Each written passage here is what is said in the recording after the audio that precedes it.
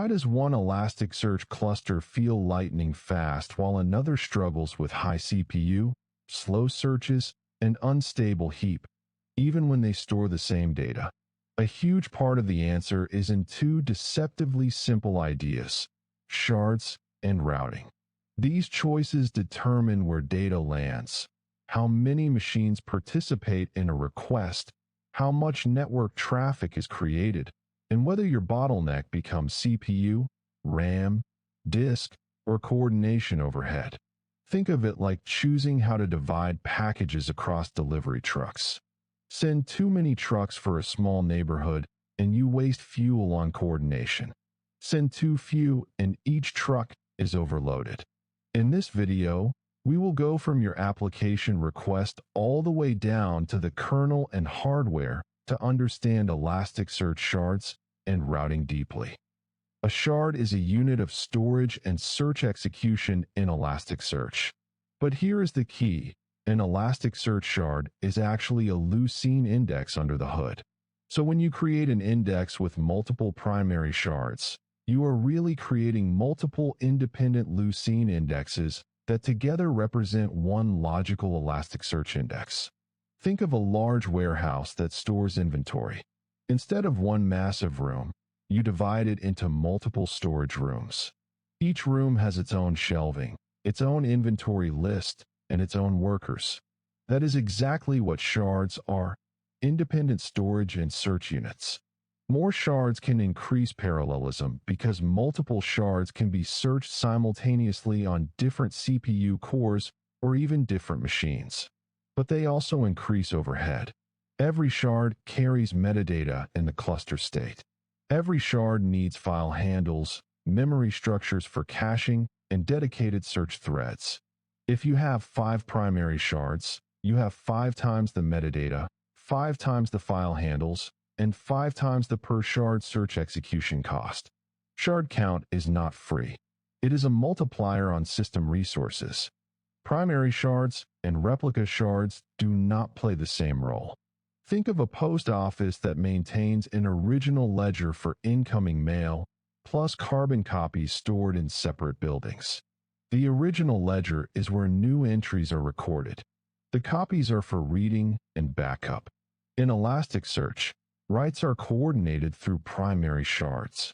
When you index a document, the coordinating node forwards it to the correct primary shard, and the primary then replicates the operation to its replica shards. Replicas are copies used for resilience and read throughput. If a node holding a primary shard fails, one of its replicas can be promoted to become the new primary. For reads, Elasticsearch can send a search request to the primary or any of its in-sync replicas.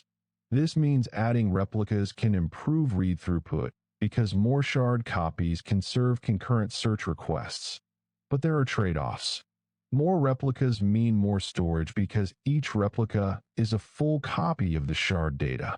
More replicas also mean more replication traffic on writes because every write must be replicated to each copy.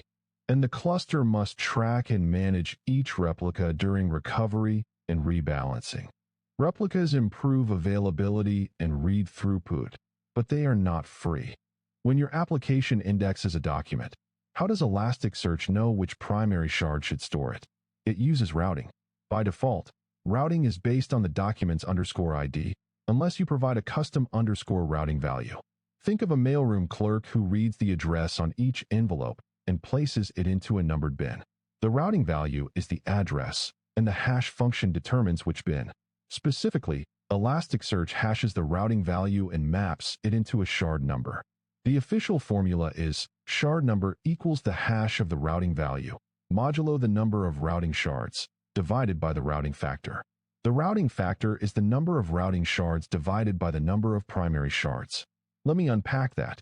The number of routing shards is an internal hash space, often larger than the actual primary shard count, used for consistent routing and future split flexibility. The hash first maps into this larger space, then divides down to a physical shard number. For example, with 5 primary shards and a routing value of ABC 123, the hash might produce the number 4782.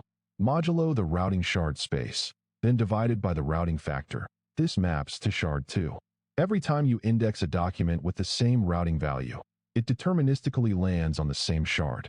One important caveat: if you configure a mapping with routing required and the routing value is missing from an index request, the request will fail. Now let us trace an indexing request from the application all the way to hardware. Your application sends a JSON document over HTTP to an Elasticsearch node. That node becomes the coordinating node for this request. It parses the JSON, computes the routing hash to determine the target primary shard, and forwards the request over the network to the node holding that primary. Inside the primary shard, the Lucene index writer takes over. The document fields are processed, terms are generated, and data is written into in-memory buffers that will eventually become on-disk segment files. After the primary completes, it sends replication requests to each replica shard. Those replicas apply the same operation to stay in sync.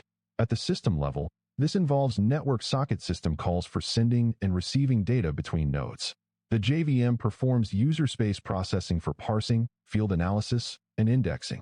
Data passes through the OS page cache and file system layer.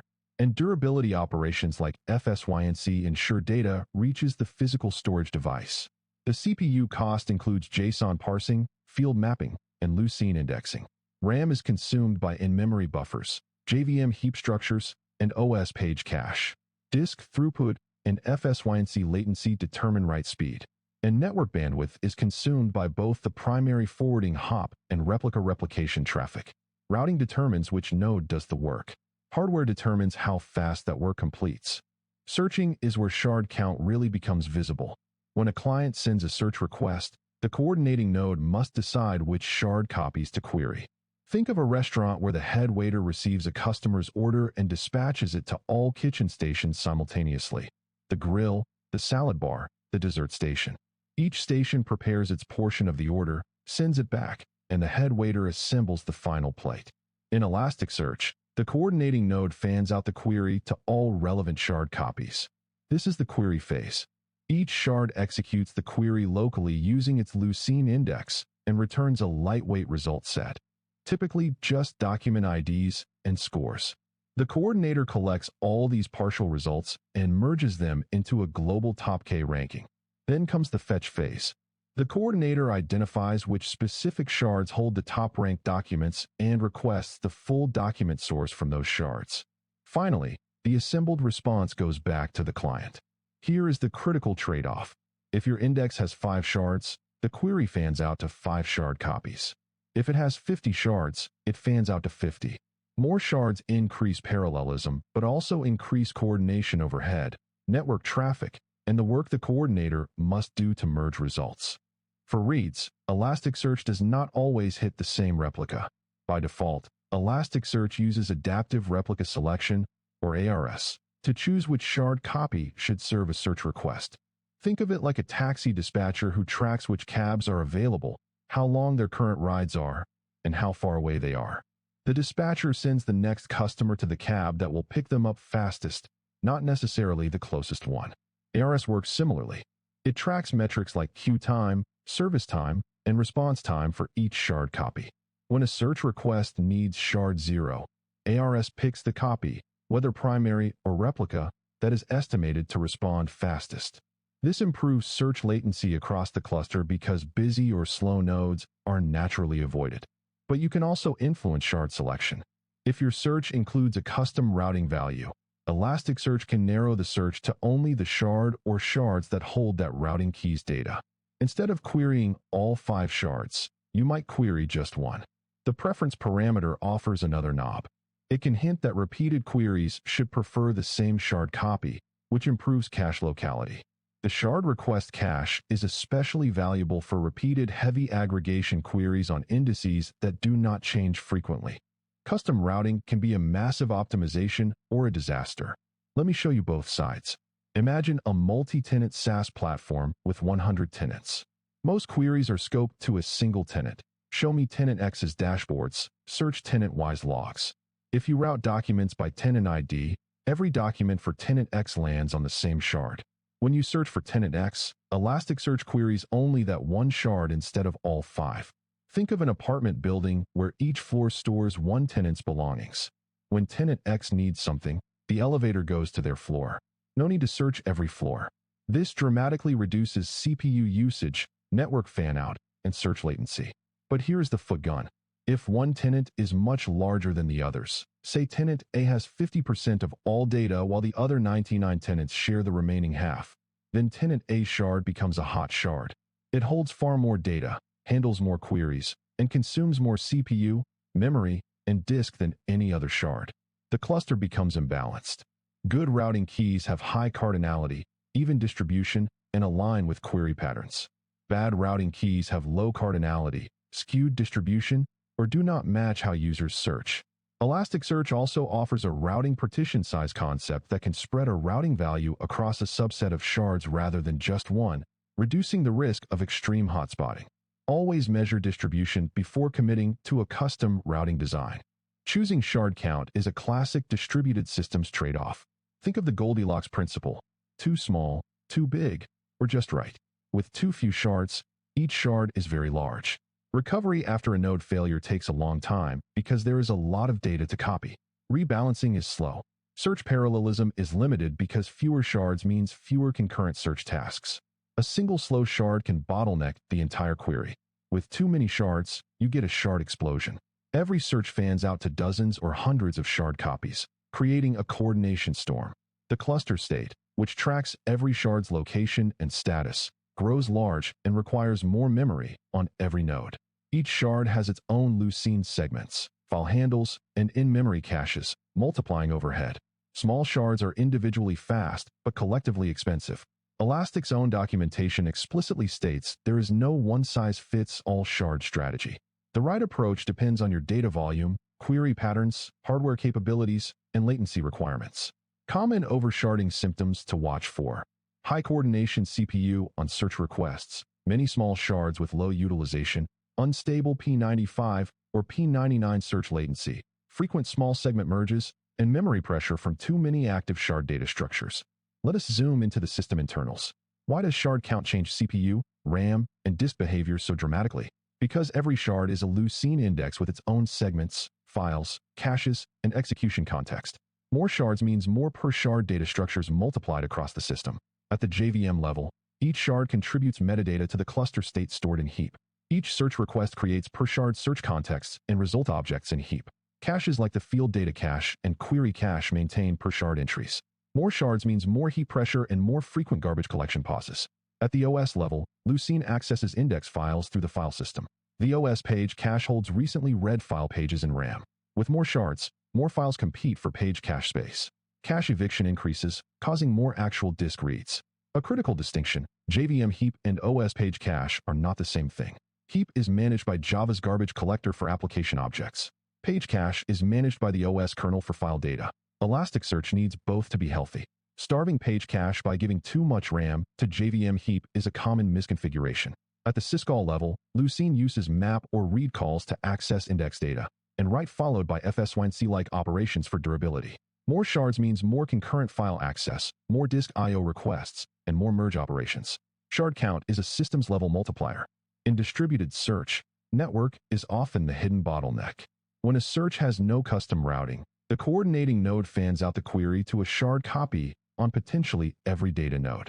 The more shards your index has, the more network requests the coordinator sends, the more partial results flow back, and the more fetch phase traffic moves across the wire. With custom routing, the coordinator can target just one or a few shards, dramatically reducing network round trips. On the right side, every index document generates replication traffic from the primary to each replica. If you have two replicas, every document write produces two additional network transfers. Cross-availability zone or cross-region deployments amplify this cost because inter-zone traffic has higher latency and often incurs additional cloud provider charges. Custom routing and smart replica placement can reduce network overhead significantly for the right workloads, but skewed routing can overload individual nodes and erase those gains. Now let us cover the hidden stuff people usually learn the hard way. First, use routing when query locality is real. If most of your queries are scoped to a tenant, account, or organization, custom routing can cut shard fan out from many shards to just one. This is one of the most impactful optimizations available. Second, do not route on a skewed key blindly. Measure the distribution of your routing key before deployment. Simulate the cardinality and identify potential hot keys. A routing key that puts 50% of data on one shard is worse than no custom routing at all. Third, watch for oversharding symptoms. High coordination CPU on search nodes, many tiny shards, unstable tail latency, frequent segment merges, and memory pressure are all red flags. Fourth, prefer evidence-based shard sizing. Benchmark with realistic data volumes and query mixes on your actual hardware. Fifth, cache locality matters. The preference parameter can improve cache reuse for repeated queries by steering them to the same shard copy.